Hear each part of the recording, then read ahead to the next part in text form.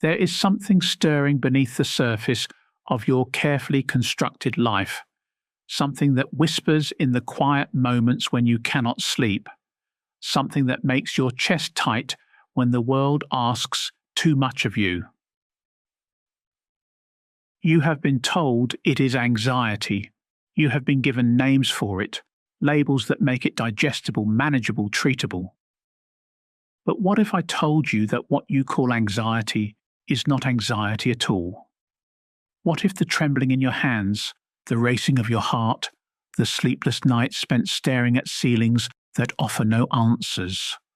What if all of this is not the gentle affliction of the sensitive soul, but something far more primal, far more dangerous, far more alive?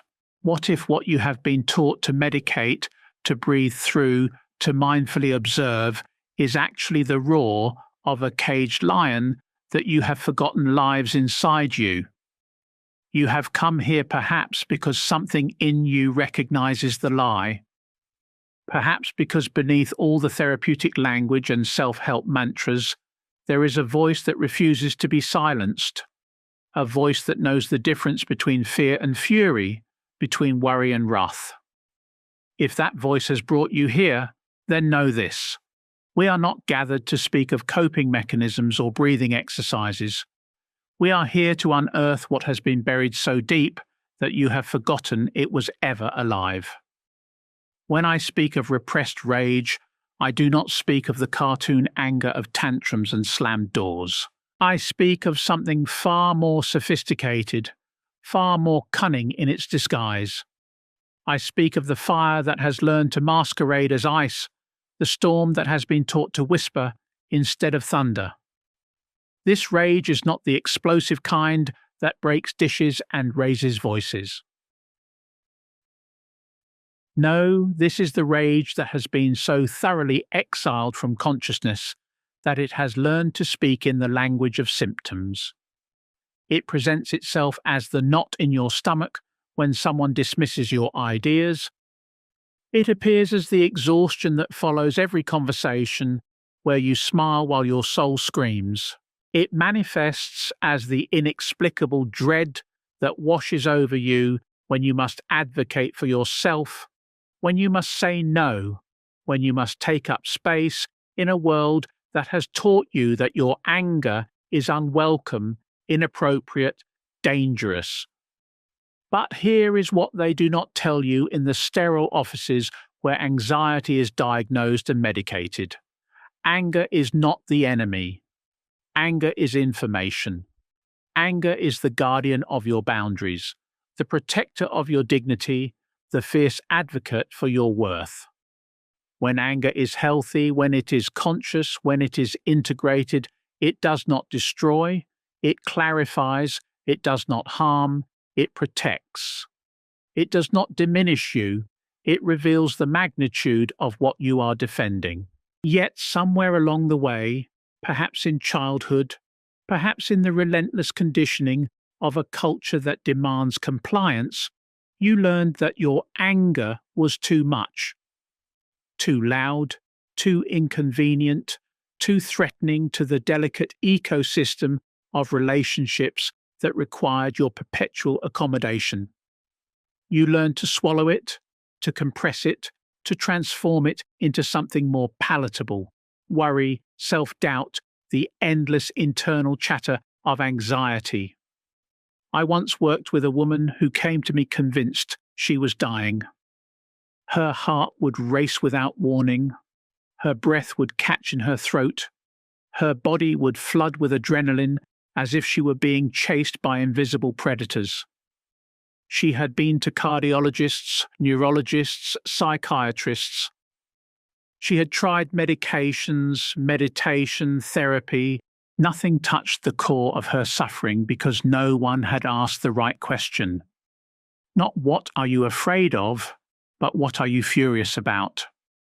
In our work together, a memory surfaced, not dramatic, not traumatic in the way we typically understand trauma, but revelatory nonetheless. She was 7 years old, standing in her family's kitchen while her father berated her mother with a cruelty that made the child's blood boil. She wanted to scream, to defend, to fight back with the fierce protective instinct that lives in every healthy soul.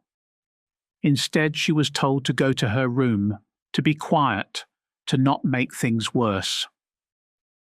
In that moment, her rage went underground. It burrowed deep into her nervous system, where it learned to masquerade as fear. For 30 years, every time she encountered injustice, every time she witnessed cruelty, every time her own boundaries were violated, that ancient fire would ignite. But it had nowhere to go. So it turned inward, creating the very symptoms that brought her to my office, convinced she was broken rather than brilliant, sick rather than sane. This is the alchemy of repression. It transforms the gold of righteous anger into the lead of anxiety. It takes the clear signal of violation and scrambles it into the confused static of panic. It convinces you that you are fragile when you are actually fierce, that you are weak when you are actually wise enough to know that something is deeply wrong. But the body keeps the score, as they say, and the body does not lie. When you feel that familiar surge of what you have been told is anxiety, pause for a moment. Ask yourself not what you are afraid of, but what you are angry about. Not what threatens you, but what violates you. Not what you need to calm, but what you need to defend. The symptoms you experience, the racing heart, the shallow breath, the surge of energy through your system, these are not malfunctions. These are preparations. Your body is mobilizing for action, for defense, for the protection of something sacred within you. But because you have been taught that your anger is unacceptable, that your rage is dangerous, you experience this mobilization as distress rather than power. Consider the last time you felt what you called anxiety. Were you, perhaps, in a conversation where someone was speaking to you with condescension? Were you in a situation where your time, your energy, your very presence was being taken for granted? Were you witnessing an injustice that made something inside you want to roar, but instead you smiled and nodded and felt your chest tighten with what you labeled as worry? This is the sophisticated prison of the people pleaser, the chronic accommodator, the one who has learned to prioritize everyone else's comfort over their own dignity. They walk through life with their anger so deeply buried that they experience its stirrings as pathology rather than prophecy, as disorder rather than divine discontent with a world that asks them to be smaller than they are. The tragedy is not that you feel rage. The tragedy is that you have been taught to fear it, to medicate it, to breathe it away, rather than listen to what it is trying to tell you. Your anger is not a problem to be solved. It is a message to be decoded. It is your psyche's way of saying that something in your environment, something in your relationships, something in your very life is out of alignment with your deepest values, your truest self. But here is where the work becomes dangerous, where the path narrows and the stakes rise.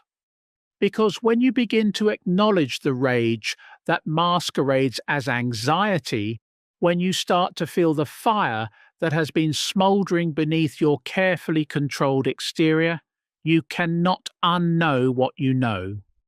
You cannot unfeel what you feel. And you certainly cannot go back to the comfortable fiction that you are simply an anxious person who needs to learn better coping strategies. The rage, once acknowledged, demands action. Not the destructive action of explosive anger, but the constructive action of boundary setting, truth-telling, life-rearranging choices that honor what the anger is protecting. And this, my friends, is where most people turn back, This is where they return to the familiar prison of anxiety, because the alternative, living as a person who honors their own anger, who sets boundaries, who refuses to accommodate at the expense of their own soul, feels too dangerous, too selfish, too much. But what if it is not too much? What if it is exactly enough? What if the very thing you have been taught to fear about yourself, your capacity for fierce, protective, boundary-setting anger, is actually the key to the freedom you have been seeking? What if your anxiety is not a disorder, but a displacement, not a disease, but a disguise for the most powerful force within you? This is not a comfortable teaching. It does not offer quick fixes or gentle solutions. It asks you to look at your life with unflinching honesty and ask yourself, where have I been accommodating what should not be accommodated? Where have I been smiling when I should be setting boundaries?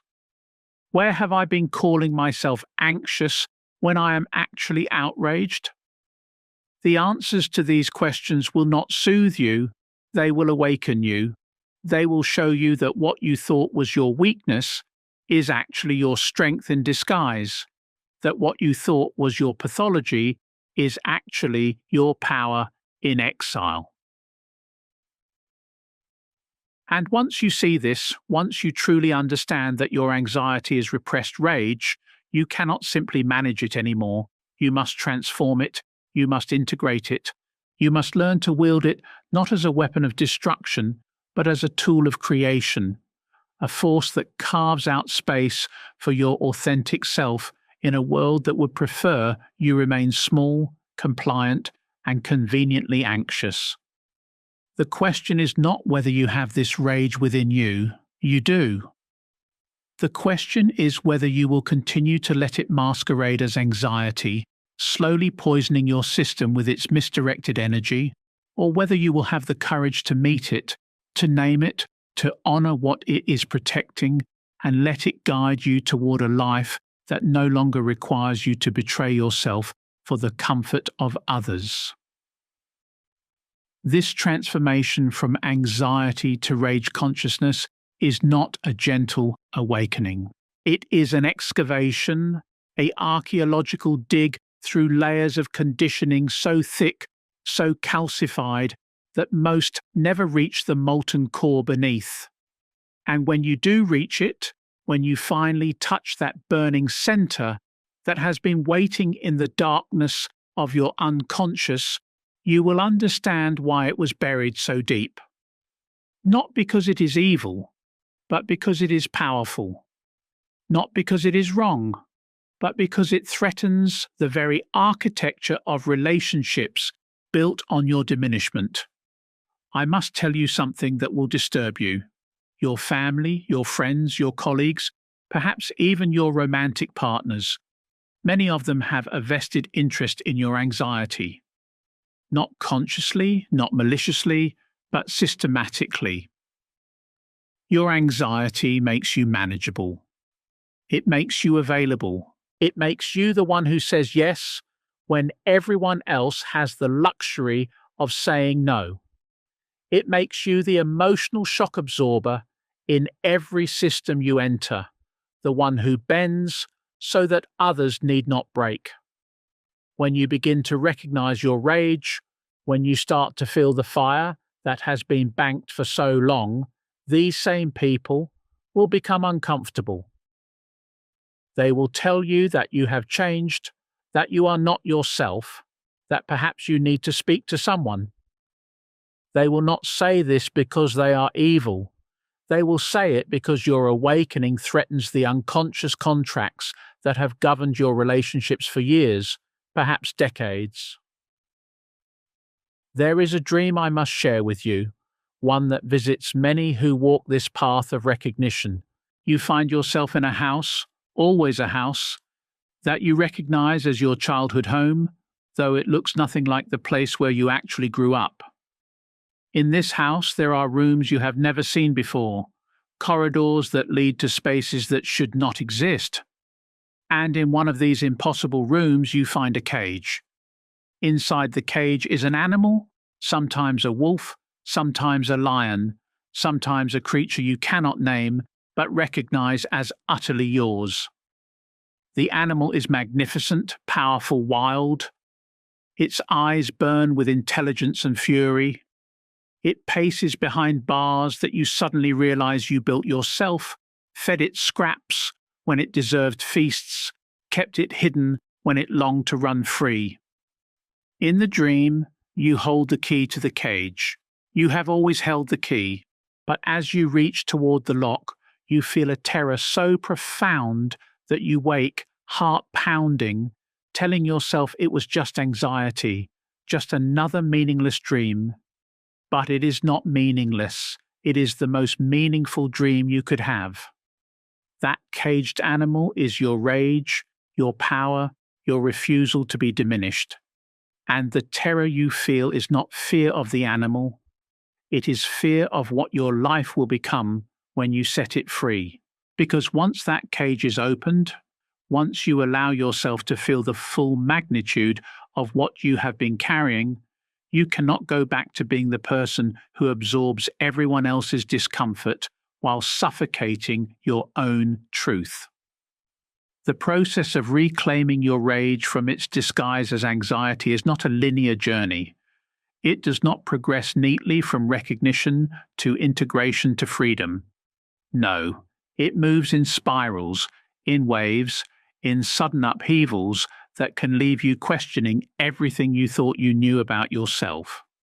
One day you will feel the clarity of your anger like a sword cutting through years of confusion. The next day you will doubt everything, convinced that you are being selfish, dramatic, unreasonable. This doubt is not your intuition speaking. It is your conditioning fighting for its life. It is the voice of every authority figure who taught you that your anger was inappropriate, every relationship where your compliance was rewarded and your authenticity was punished, every social system that benefits from your self-betrayal.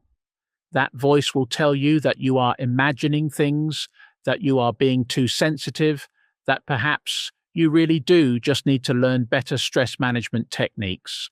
But here is what that voice cannot explain. Why do certain people drain you while others energize you? Why do some conversations leave you feeling expanded while others make you want to disappear? Why do you feel most anxious not in genuinely dangerous situations, but in moments when you are being asked to betray some essential part of yourself?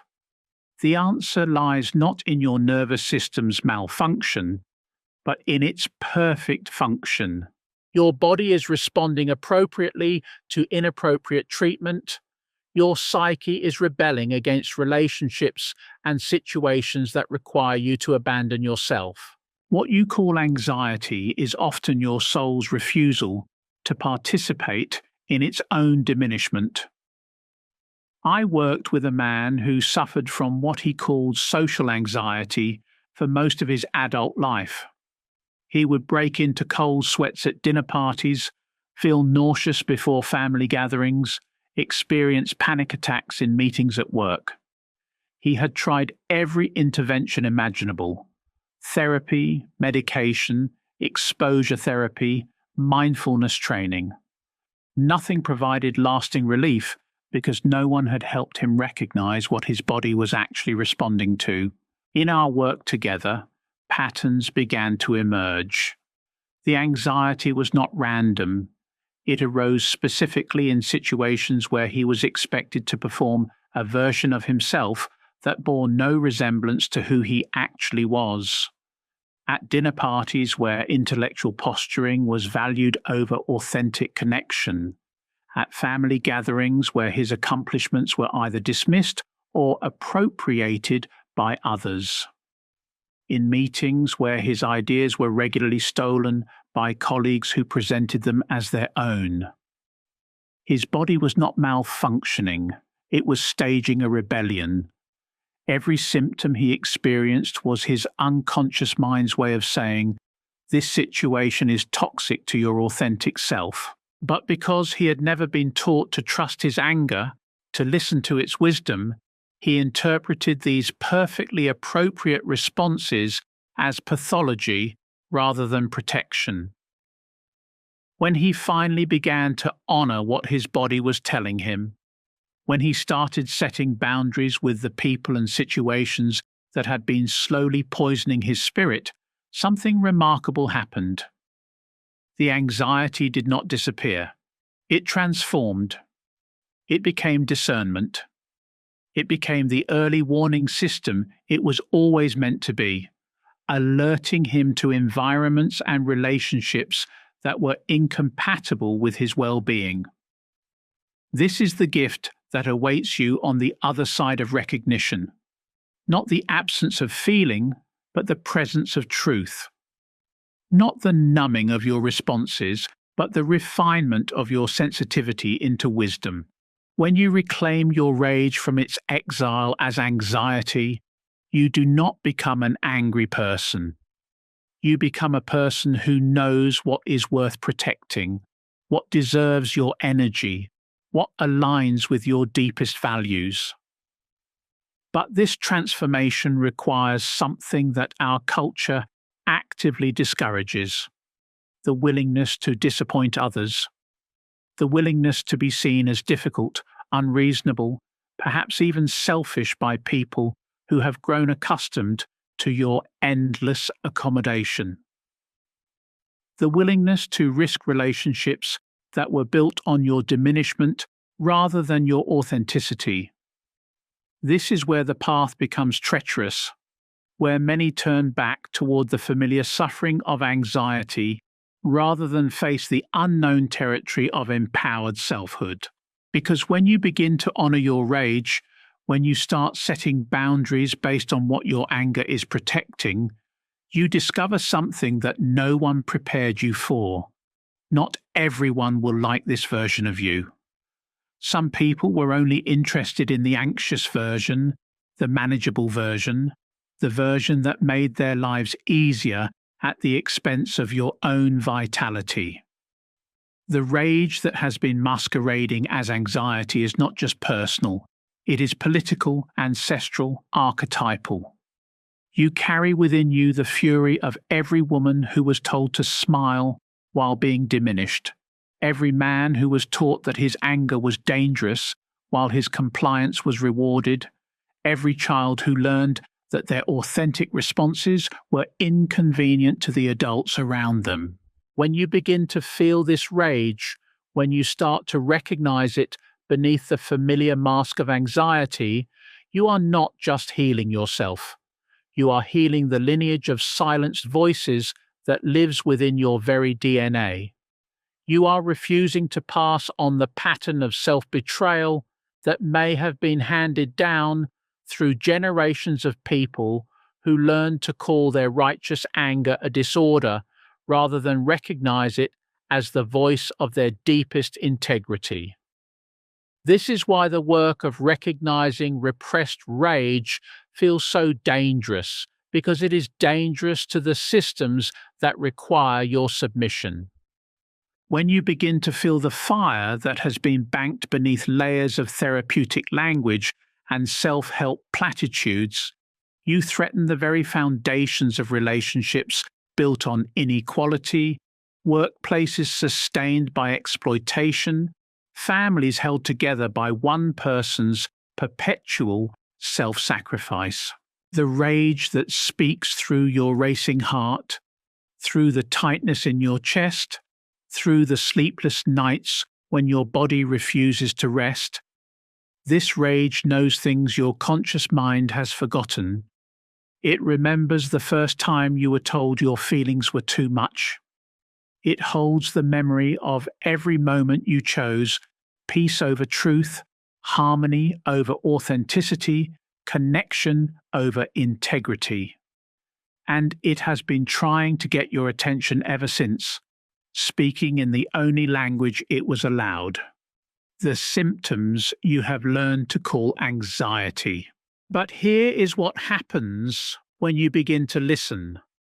When you start to decode the messages your body has been sending through what you thought was malfunction, you discover that your nervous system is not broken. It is brilliantly, precisely, perfectly attuned to violation. Every surge of adrenaline, every moment of hypervigilance, every sensation you have labeled as panic is actually your psyche's exquisite sensitivity to environments and relationships that ask you to betray yourself. I once had a patient who experienced what she called severe anxiety every Sunday evening. Like clockwork, as the weekend drew to a close, her body would flood with dread. Her mind would race with worries about the coming week. Her sleep would fracture into restless fragments. She had tried everything: meditation apps, chamomile tea, early bedtimes, even changing jobs twice. Nothing touched the core of her Sunday evening torment. In our work together, we began to excavate what lay beneath the familiar landscape of her weekend dread. What emerged was not fear of Monday morning, but fury at Monday morning, rage at a work environment that demanded she perform enthusiasm for tasks that violated her deepest values, anger at colleagues who took credit for her contributions while she smiled and said nothing, outrage at a boss who spoke to her with a condescension so subtle that she questioned whether she was imagining it. Her Sunday evening anxiety was not pathology, it was prophecy. Her body was preparing for battle, mobilizing every defense it possessed against the assault on her dignity that awaited her at the start of each week.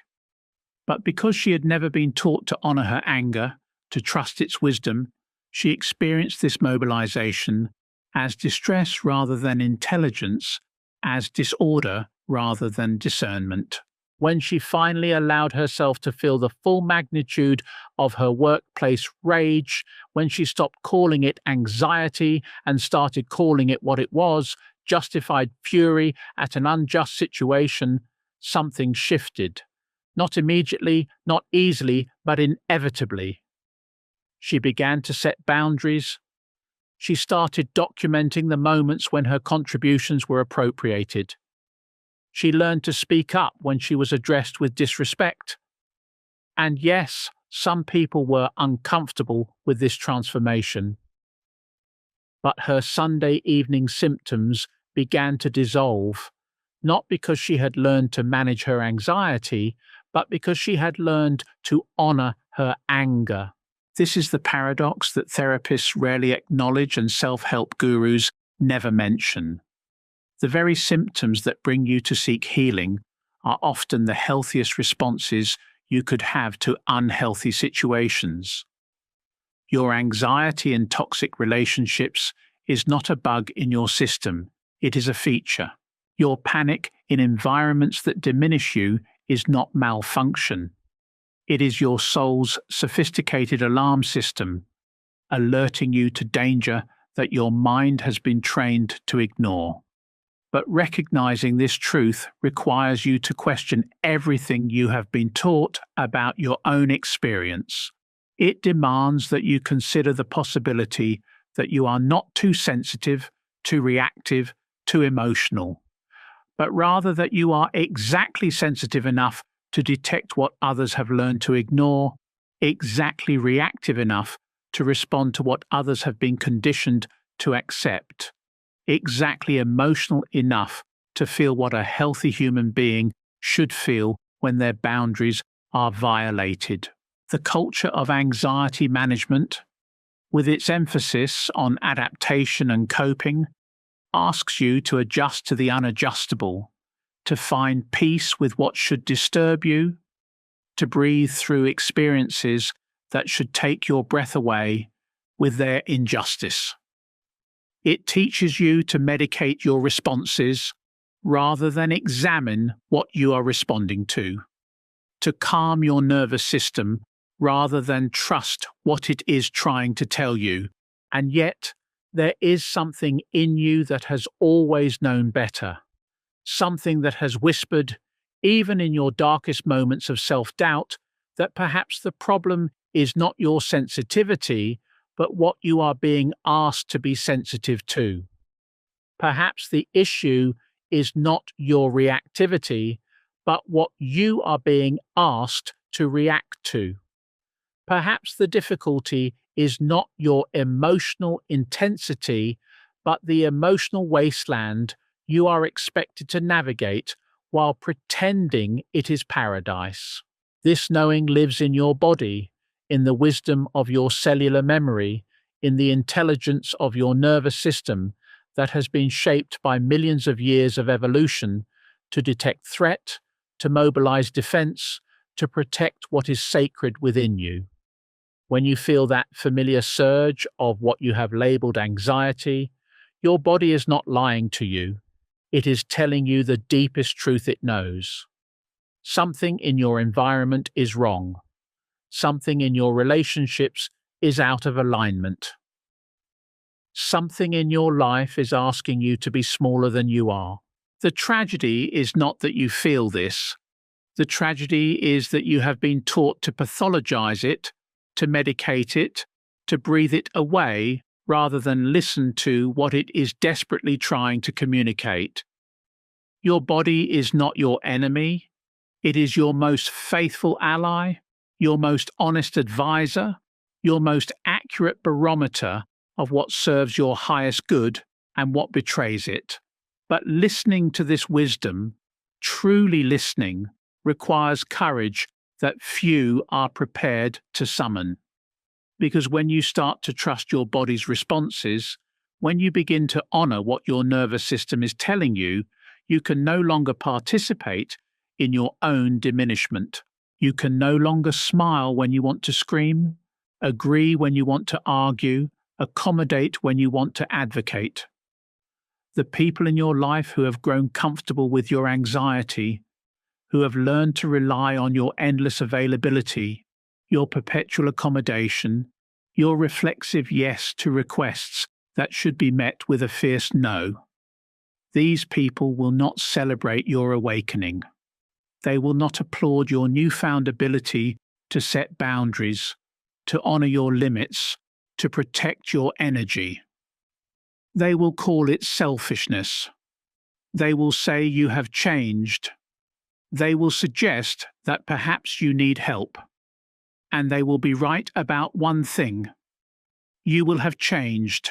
You will have transformed from someone who betrays themselves to keep others comfortable into someone who honors themselves even when it makes others uncomfortable. You will have evolved from a person who calls their wisdom anxiety into a person who recognizes their anger as intelligence, their boundaries as sacred, their no as holy as their yes. This transformation is not gentle, it is not gradual. It does not happen through affirmations or breathing exercises or positive thinking. It happens through the brutal honesty of looking at your life and asking, where have I been pretending that unacceptable treatment is acceptable? Where have I been calling my justified rage a disorder? Where have I been medicating my responses to situations that should be changed rather than endured? The answers to these questions will shatter illusions you did not even know you were holding. They will reveal the sophisticated ways you have learned to gaslight yourself, to question your own perceptions, to doubt your own experience. They will show you how you have been trained to be more concerned with being likable than with being authentic, more invested in being seen as easygoing than in being true to your own needs. But here is what awaits you on the other side of this shattering. Not the absence of feeling, but the presence of power. Not the numbing of your responses, but the sharpening of your discernment. Not the silencing of your inner voice, but the amplification of its wisdom into a force that can no longer be ignored by yourself or anyone else. When you finally allow yourself to feel the rage that has been masquerading as anxiety, when you stop trying to breathe it away and start listening to what it is protecting, you discover something that no amount of therapy or medication could have given you: the unshakable knowledge of your own worth, the fierce clarity of your own boundaries, the sacred power of your own no. This is not anger as destruction. This is anger as creation, as the force that carves out space for your authentic self in a world that would prefer you remain manageable, predictable, conveniently anxious. This is rage as revelation, showing you not what is wrong with you, but what has been wrong around you. This is fury as freedom, liberating you from the prison of perpetual accommodation into the vast territory of self-respect. The question that remains is not whether you have this power within you. You do. The question is whether you will continue to let it speak in whispers through symptoms you do not understand, or whether you will give it voice, give it space, give it the respect it deserves as the guardian of everything you hold sacred within yourself. The moment you begin to honor this truth, the moment you stop calling your righteous fury a medical condition, you cross a threshold from which there is no return. And the world around you will feel this shift before you even speak a word. There is something in the atmosphere that changes when a person stops apologizing for their own existence, when they cease the endless internal negotiations that have kept them small and safe and utterly exhausted. I must prepare you for what comes next, because it will test everything you thought you knew about love, about loyalty, about what it means to be a good person. When you begin to feel the molten core of rage that has been cooling into anxiety for years, perhaps decades, you will be tempted to unleash it all at once. You will want to have the conversations you have been avoiding, to say the things you have been swallowing, to finally let the world know what you really think. But this is where wisdom must temper fire, where consciousness must guide the very force it has unleashed. The rage you are reclaiming is not meant to be a weapon of destruction. It is meant to be a sword of discernment, cutting away what no longer serves while protecting what is sacred. The difference between conscious anger and unconscious fury is the difference between lightning that illuminates the landscape and lightning that burns down the forest. There was a man I worked with whose story haunts me still. He had spent 43 years of his life as what everyone called a gentle soul. He was the mediator in every family conflict, the friend who listened without judgment, the employee who stayed late without complaint. His anxiety manifested as a constant humming in his chest, a vibration of unease that he had learned to ignore the way one learns to ignore the sound of traffic outside their window. When the dam finally broke, when he allowed himself to feel the accumulated rage of 4 decades of self-betrayal, it was not gentle. He quit his job without notice, ended relationships with surgical precision, spoke truths that had been fermenting in silence for so long they came out as accusations rather than communications.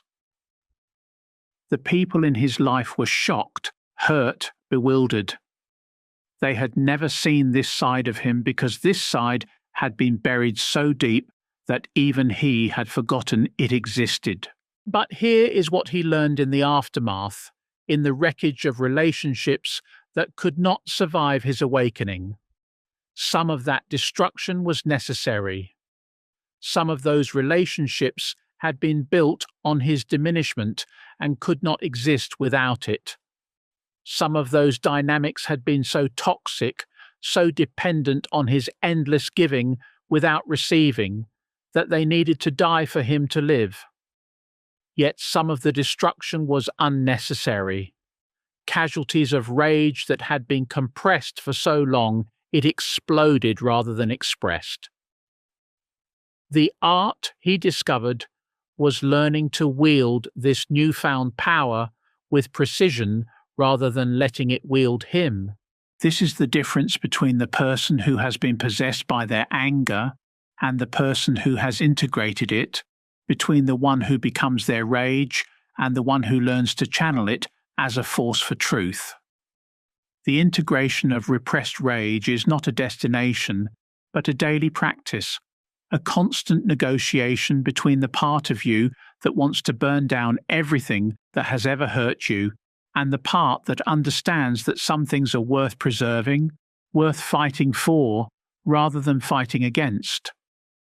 It requires developing what I call the sacred pause, the space between feeling your anger and acting on it, the breath between recognition and response. In that pause lives the difference between reaction and response, between unconscious repetition and conscious choice. When you feel that familiar surge of energy that you once labeled anxiety, when you recognize it now as the mobilization of your deepest defenses, you must learn to ask, what is this protecting? What boundary has been crossed? What value has been violated? And then, perhaps most importantly, what is the most powerful way to honor this information? Sometimes the answer will be a conversation that has been years in the making. Sometimes it will be the ending of a relationship that has outlived its purpose. Sometimes it will be the beginning of a life that finally reflects your truth rather than everyone else's expectations. But sometimes, and this is crucial, sometimes the most powerful response is simply the recognition itself, the acknowledgement that your body's wisdom has been speaking all along. You see, not every violation requires external action. Some of the most profound transformations happen in the internal landscape, in the shifting of your relationship to your own experience. When you stop pathologizing your responses to pathological situations, when you cease trying to calm yourself in circumstances that should disturb you, you reclaim something that was stolen from you long ago, the right to trust your own perceptions. This trust is not comfortable. It does not lead to the kind of peace that spiritual bypassing promises or pharmaceutical interventions deliver. It leads to something far more valuable and far more dangerous: the ability to live in alignment with your deepest truth, even when that truth makes others uncomfortable, even when it disrupts the carefully constructed harmony of relationships built on your silence. I worked with a woman whose anxiety had become so severe that she could barely leave her house. She had tried every intervention, every medication, every therapeutic approach. Nothing provided lasting relief because no one had helped her recognize that her agoraphobia was not fear of the outside world. It was fear of her own rage in response to the outside world. She had learned that her anger was so dangerous, so destructive, that the only safe place was complete isolation. In our work together, we discovered that her symptoms had begun shortly after she started working for a company where she was the only woman in leadership. Every day she endured interruptions in meetings, dismissals of her ideas, subtle undermining of her authority. But because she had never been taught to recognize these violations as violations, because she had been raised to question her own perceptions rather than trust them, she began to doubt her own sanity. Her body, however, knew exactly what was happening. It began to mobilize for battle every morning when she woke up, flooding her system with the energy needed to defend herself against daily assaults on her dignity. But because she had no framework for understanding this as appropriate preparation for an inappropriate environment, she experienced it as pathology. The energy meant for external protection turned inward, creating the very symptoms that eventually drove her into isolation. When she finally allowed herself to feel the rage that had been compressed into anxiety, when she stopped trying to adapt to the unadaptable and started trusting her body's responses, something remarkable happened. She did not become an angry person. She became a person who knew what she would and would not tolerate. She did not become aggressive. She became assertive. She did not become destructive. She became discriminating. The transformation was not immediate, and it was not without cost. Some colleagues labeled her as difficult when she began setting boundaries. Some friends withdrew when she stopped being available for their emotional emergencies while neglecting her own needs. Some family members expressed concern when she began saying no to requests that had always been met with automatic yes.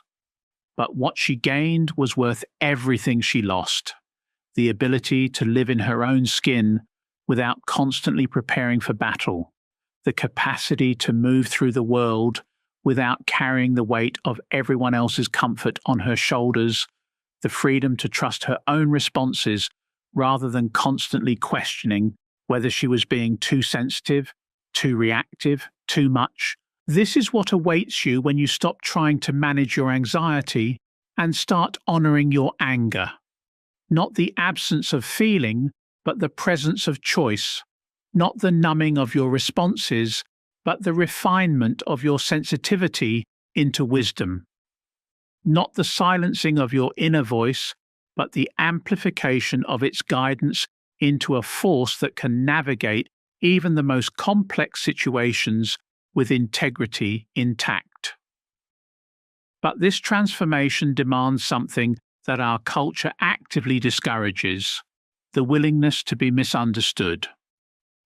When you begin to set boundaries based on what your anger is protecting, rather than what others expect you to accommodate, you will be called selfish by people who have grown comfortable with your selflessness. When you start honoring your own needs rather than constantly prioritizing everyone else's, you will be labeled as self-centered by those who benefited from your self-abandonment. This is not cruelty on their part, it is unconsciousness. They have learned to rely on your anxiety the way a parasitic organism relies on its host. Your symptoms served their comfort, your self-doubt enabled their certainty, your endless accommodation allowed them to avoid the difficult work of examining their own behavior. When you heal, when you reclaim the power that was disguised as pathology, you disrupt systems that were dependent on your diminishment. The loneliness that comes with this awakening is real and profound.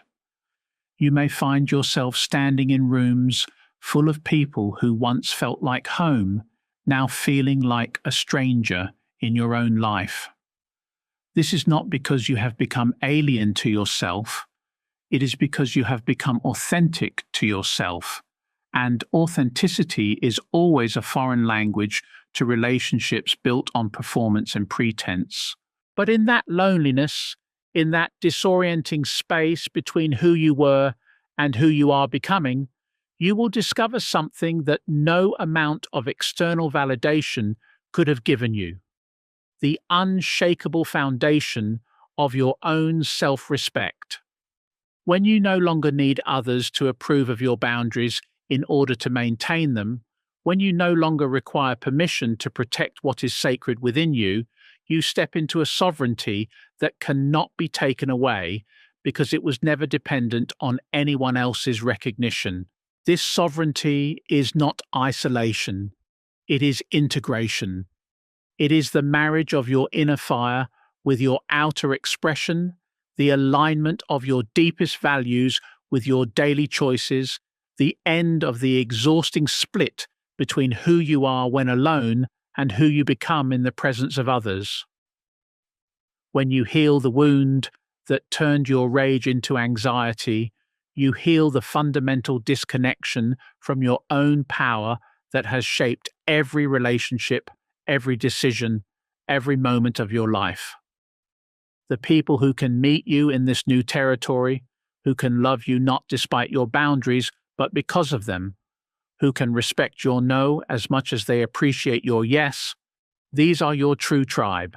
They may be fewer in number than the relationships you maintained through endless accommodation, but they will be infinitely more nourishing to your soul. Quality over quantity becomes not just a preference, but a necessity when you can no longer tolerate connections that require you to betray yourself. And here is what you will discover in these authentic relationships. Conflict is not the enemy of love, it is love's refining fire. When two people can disagree without one needing to disappear, when anger can be expressed without relationship-ending catastrophe, when boundaries can be honored without abandonment, you experience something that your anxiety-ridden past could never have imagined: the safety of being fully yourself with another human being. This safety is not the absence of challenge. It is the presence of respect. It is knowing that your anger will be heard rather than dismissed, that your boundaries will be honored rather than negotiated, that your truth will be welcomed rather than minimized. In relationships like these, you do not need to choose between connection and authenticity because they become the same thing. But reaching this territory requires walking through the fire of your own transformation, requires facing not just the rage you have repressed, but the fear that kept you repressing it, the fear of abandonment, the terror of being too much, the deep conditioning that taught you that love is something you earn through self-erasure rather than something you deserve simply by existing. This fear is not irrational. It is based on real experiences, real losses, real consequences you faced when you dared to show your authentic self in environments that could not hold it. But what you could not see then, what you can recognize now, is that those losses were not punishments for being yourself. They were revelations of relationships and situations that were never truly available to you in the first place. When you honor your anger instead of repressing it into anxiety, you do not lose love. You lose the illusion of love, the performance of connection, the exhausting dance of trying to earn what should be freely given. What remains, what emerges, what grows in the space created by your newfound boundaries is something far more valuable. Relationships based on truth rather than need, connections rooted in respect rather than rescue, love that celebrates your wholeness rather than depending on your brokenness. The path from anxiety to conscious anger is not a healing. It is a remembering. You are not becoming someone new. You are returning to someone you always were beneath the layers of conditioning that taught you to fear your own fire. That fire was never meant to be extinguished. It was meant to be tended, honored, directed toward what deserves its fierce protection. Your anxiety has been the acceptable face of an unacceptable reality. It has been the socially sanctioned way to express what your soul knows, but your mind has been trained to doubt. When you feel that familiar tightness in your chest, that racing of thoughts, that sense of impending doom that seems to have no logical source, you are not experiencing a malfunction of your nervous system. You are experiencing the perfect function of a system that knows something is wrong but has been forbidden to name it. The culture of anxiety treatment, with its emphasis on managing symptoms rather than examining causes, has created a generation of people who have learned to pathologize their most accurate responses to pathological situations. You have been taught to breathe through experiences that should take your breath away, to find calm in circumstances that should disturb you, to seek serenity in environments that are fundamentally hostile to your well-being. But what if your inability to find peace is not a failure of your coping mechanisms, but a success of your inner wisdom? What if your restlessness in toxic relationships is not anxiety, but intelligence?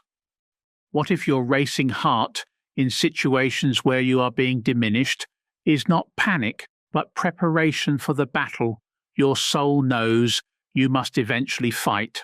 I once worked with a young man who experienced what he called crippling social anxiety. Every family gathering left him drained. Every conversation with his parents ended with him needing hours to recover.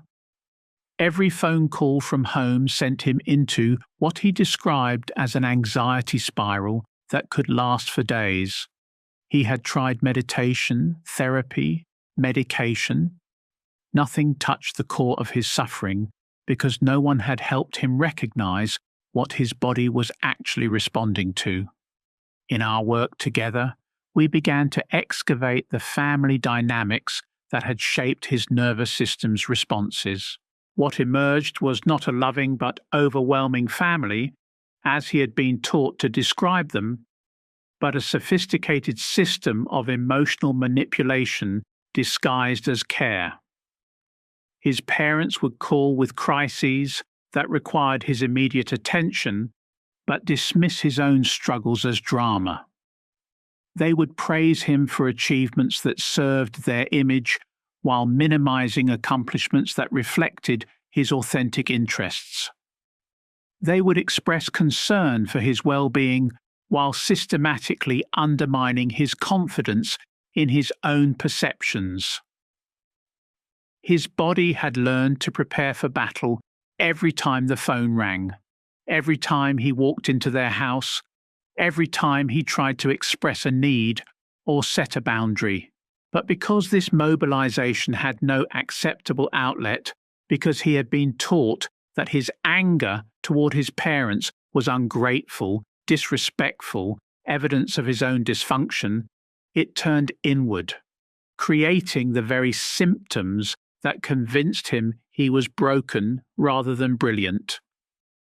When he finally allowed himself to feel the rage that had been masquerading as anxiety, when he stopped trying to breathe through his body's warnings and started listening to what they were protecting, everything shifted. Not immediately, not without cost, but inevitably.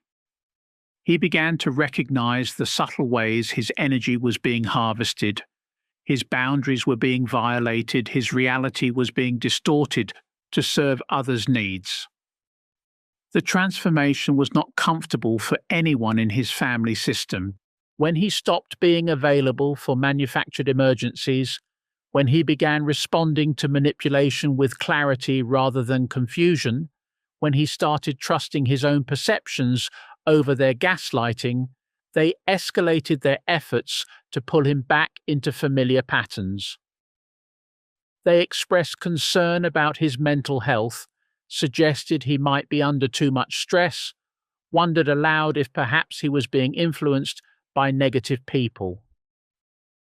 This is the predictable response when someone stops participating in their own diminishment. The system that depended on their anxiety, that relied on their self-doubt, that benefited from their endless accommodation, will fight to restore the status quo. Not consciously, not maliciously, but systematically. Because when you heal, when you reclaim the power that was disguised as pathology, you threaten the unconscious contracts that have governed your relationships for years. But here is what he discovered in the midst of that familial chaos. His anxiety had not been random, had not been a chemical imbalance, had not been evidence of his own inadequacy. It had been his psyche's sophisticated alarm system, alerting him to violations that his mind had been trained to ignore. Every symptom he had experienced was his unconscious mind's way of saying, "This situation is toxic to your authentic self." This recognition changes everything and nothing simultaneously. Everything because you can no longer participate in your own erasure with the same unconsciousness. Nothing because the world around you continues to operate on the assumption that your anxiety is the problem rather than your response to problems that others prefer to ignore. The people in your life who have grown comfortable with your symptoms, who have learned to predict your reactions, who know exactly which buttons to push to send you into familiar spirals of self-doubt, these people will not celebrate your awakening. They will not applaud your newfound ability to recognize manipulation, to trust your own perceptions, to honor what your body has been trying to tell you all along. Instead, they will double down on the very behaviors that created your symptoms in the first place. They will gaslight you more subtly, manipulate you more skillfully, violate your boundaries more creatively. Because your healing threatens their unconscious, they will fight to restore your sickness. Not because they are evil, but because they are unconscious.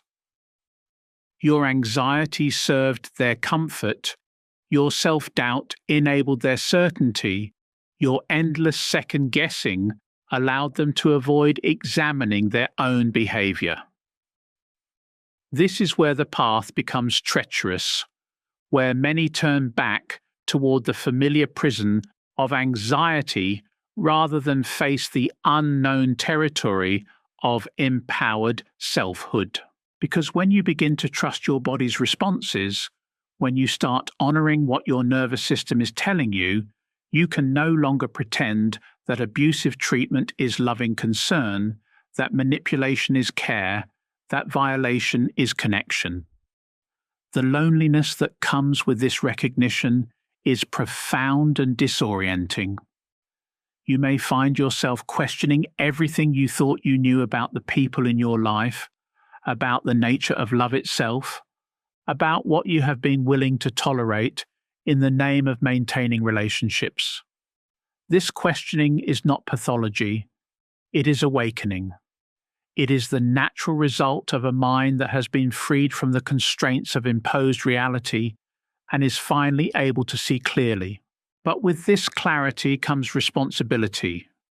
Once you recognize that your anxiety has been a messenger rather than a malfunction, once you understand that your symptoms have been protecting something sacred within you, you cannot unknow what you know. You cannot unfeel what you feel. You cannot return to the comfortable fiction that you are simply an anxious person who needs to learn better coping strategies. The rage that emerges when you stop pathologizing your responses to pathological treatment is not the rage of destruction. It is the rage of creation. It is the fire that burns away what no longer serves while illuminating what deserves protection. It is the force that carves out space for your authentic self in a world that would prefer you remain manageable, predictable, conveniently symptomatic. This creative rage does not seek to harm others, it seeks to honor yourself. It does not aim to punish those who have violated your boundaries, it aims to establish boundaries that cannot be violated. It does not try to change those who have refused to see you, it stops contorting yourself to be seen by those who benefit from your invisibility. The practice of transforming anxiety into conscious anger is not about becoming an angry person. It is about becoming a person who knows what anger is for. Anger in its healthy expression is not an emotion that possesses you, but a force that serves you. It is information about what matters, energy for protection, fuel for necessary change. When you feel that familiar surge of what you have labeled anxiety, pause before reaching for your familiar coping mechanisms. Ask yourself not what you need to calm, but what you need to defend. Not what you should breathe through, but what you should no longer tolerate. not how you can manage your responses, but what your responses are managing to tell you. The answers to these questions will not soothe you in the way that denial soothes. They will not provide the temporary relief that comes from convincing yourself that the problem lies within your nervous system rather than within the situations and relationships that activate it. But they will provide something far more valuable: the foundation for a life that no longer requires you to betray yourself for others' comfort. This foundation is not built through positive thinking or breathing exercises or pharmaceutical intervention. It is built through the painstaking work of learning to trust your own experience, to honor your own perceptions, to protect your own energy as fiercely as you have protected everyone else's. It is constructed through the revolutionary act of believing your own body over others' words, your own feelings over others' explanations, your own truth over others' versions of reality. The people who can join you in this territory of radical self-trust are rare. They are the ones who have done their own work of excavating truth from the rubble of conditioning, who have learned to meet conflict without collapse, who can witness your boundaries without taking them personally. These relationships may be fewer in number than what you maintained through endless accommodation, but they will be infinitely more nourishing to your soul. In these authentic connections, you will discover something that your anxious past could never have imagined: the safety of being fully known. Not the safety that comes from hiding your truth, but the safety that comes from having your truth witnessed, respected, even celebrated. Not the peace that comes from avoiding conflict, but the peace that comes from knowing that conflict can be navigated without anyone needing to disappear. This is the gift that awaits you when you stop trying to manage your anxiety and start honoring your anger. Relationships that can hold the fullness of who you are, work that aligns with your deepest values, a life that reflects your truth rather than everyone else's expectations. But reaching this promised land requires walking through the wilderness of your own transformation, requires facing not just the rage you have repressed, but the grief of recognizing how much of your life has been lived in service to others' comfort rather than your own authenticity. The grief is as important as the rage because it honors what has been lost. The years spent apologizing for your own existence, the energy poured into relationships that could not hold your truth, the dreams deferred in service to others' needs. This grief is not self-pity, it is recognition. It is the natural response of a soul that is finally able to see how much it has sacrificed on the altar of others' approval. But grief, like anger, is not meant to be a destination. It is meant to be a teacher, showing you what matters enough to mourn, what was precious enough to miss, what deserves to be protected moving forward. When you allow yourself to feel the full weight of what you have lost through years of self-betrayal, you develop the fierce protectiveness necessary to ensure it never happens again. This protectiveness is not paranoia, it is wisdom.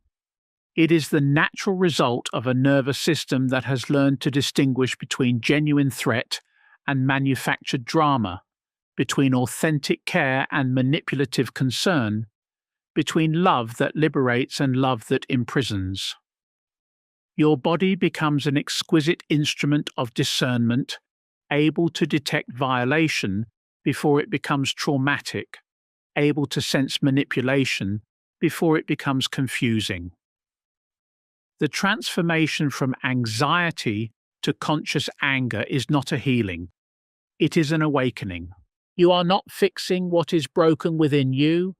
You are recognizing what has been broken around you. You are not learning to manage your symptoms. You are learning to trust your signals. You are not becoming someone new. You are returning to someone you have always been beneath the layers of conditioning that taught you to doubt your own experience. This return is not gentle. It is not gradual. It does not happen through affirmations or visualization or any of the soft approaches that promise change without disruption. It happens through the brutal honesty of looking at your life and asking, where have I been calling my wisdom pathology? Where have I been medicating my responses to situations that should be changed rather than endured? Where have I been apologizing for reactions that were actually appropriate to inappropriate treatment? The answers to these questions will shatter illusions you did not know you were holding. They will reveal the sophisticated ways you have been taught to gaslight yourself, to question your own perceptions, to prioritize others' comfort over your own sanity. They will show you how you have been trained to be more concerned with being seen as stable than with actually being authentic, more invested in being labeled as healthy than in actually honoring what your body has been trying to tell you. But what awaits you on the other side of this shattering is worth every moment of discomfort, every relationship that cannot survive your awakening, every system that collapses when you stop participating in your own diminishment. What awaits you is the unshakable knowledge that your responses have been accurate all along, that your body has been your most faithful ally, that your anxiety has been your anger in disguise, and your anger has been your wisdom in exile. When you reclaim this wisdom, when you integrate this fire, when you learn to wield your rage as a sword of discernment rather than a weapon of destruction, you step into a power that cannot be taken away because it was never dependent on anyone else's recognition. You become someone who can navigate even the most complex situations with integrity intact, someone who can love without losing themselves, someone who can connect without compromising their truth. This is not the end of feeling, it is the beginning of feeling with purpose. This is not the absence of sensitivity, it is the presence of boundaries that protect your sensitivity from those who would exploit it. This is not the numbing of your responses, it is the refinement of your responses into a guidance system so precise, so reliable, that you no longer need to choose between your truth and your relationships, because you only maintain relationships that can hold your truth. The question that remains is not whether you have this power within you. You do. The question is not whether your anxiety is actually repressed rage. It is. The question is whether you will continue to let this fire burn in the basement of your consciousness, slowly poisoning your system with its misdirected energy, or whether you will bring it into the light where it can serve its true purpose, protecting what is sacred within you and creating space for a life that honors rather than betrays your deepest truth. The choice is yours, and it has always been yours. But now you know what you are choosing between: a life lived in service to symptoms that were never yours to carry, or a life lived in service to the fierce wisdom that has been speaking through those symptoms all along. The time has come to listen not with your mind, which has been trained to doubt, but with your body, which has never learned to lie. Your rage is not your enemy. It is your liberation waiting to be claimed. Your anger is not your pathology. It is your power waiting to be integrated. Your symptoms are not your failure. They are your soul's success at protecting something that would have been destroyed by your endless accommodation. The fire that burns within you is not meant to be extinguished. It is meant to light the way home to yourself. The moment you choose to honor this fire, the moment you stop calling your righteous fury a medical condition, everything shifts, not just internally, but in the very fabric of reality around you. There is something that happens in the energetic field when a person stops apologizing for their own existence, when they cease the endless negotiations that have kept them small and safe and utterly exhausted. You will notice it first in the smallest interactions, the way strangers respond to you differently, the way conversations flow or fracture based on your newfound willingness to take up space. Your presence becomes undeniable because it is no longer apologetic. Your voice carries weight because it is no longer asking permission to be heard.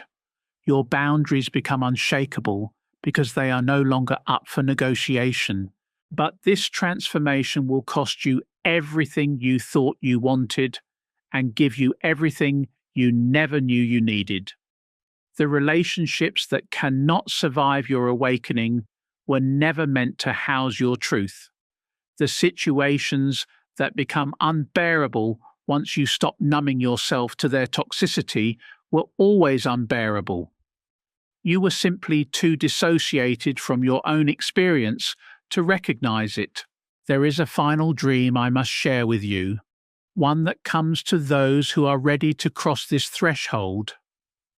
You find yourself standing at the edge of a vast ocean. Behind you lies everything familiar: the landscapes of your conditioning, the architecture of your accommodation, the comfortable prison of your symptoms. Before you stretches an infinite expanse of possibility, terrifying in its vastness, exhilarating in its potential. In your hands, you hold the key you have always carried, not to unlock some external door, but to unlock the cage you built around your own fire. As you turn that key, as you feel the metal click into place, you understand that this moment has been inevitable since the first time you chose others' comfort over your own truth. The fire that emerges is not destructive, it is revelatory. It burns away everything that was never truly yours, while illuminating everything that has been waiting in the shadows of your consciousness. Your anxiety dissolves not because you have learned to manage it, but because you have learned to honor what it was protecting. Your symptoms disappear not because they have been medicated away, but because they have completed their sacred task of keeping your rage alive until you were strong enough to claim it. This is the final teaching, the ultimate recognition. You were never broken. You were never too much. You were never in need of fixing or managing or medicating. You were a perfect system responding perfectly to imperfect treatment, a healthy soul protecting itself in an unhealthy world, a fire temporarily banked but never extinguished. The rage that has lived beneath your anxiety is not just yours. It belongs to every voice that has been silenced, every truth that has been suppressed, every boundary that has been violated in the name of keeping peace. When you honor this rage, when you integrate this fire, when you transform this energy from symptom into strength, you do not just heal yourself, you contribute to the healing of the collective wound that convinces us our deepest responses are pathology rather than prophecy. The world needs your fire. It needs your boundaries. It needs your refusal to participate in systems that require your diminishment for their survival. When you stop calling your wisdom anxiety and start recognizing your anger as intelligence, you become part of the solution rather than a casualty of the problem. The question is no longer whether you will honor this truth. The question is when. Because this fire will not remain buried forever. It will find expression, either as the symptoms that have been slowly destroying you, or as the force that finally sets you free. The choice, as it has always been, is yours. Your rage is your birthright. Your anger is your ally. Your fire is your freedom. The time has come to stop fearing what was always meant to save you and start wielding what was always meant to serve you. Welcome home to yourself. The wait is over.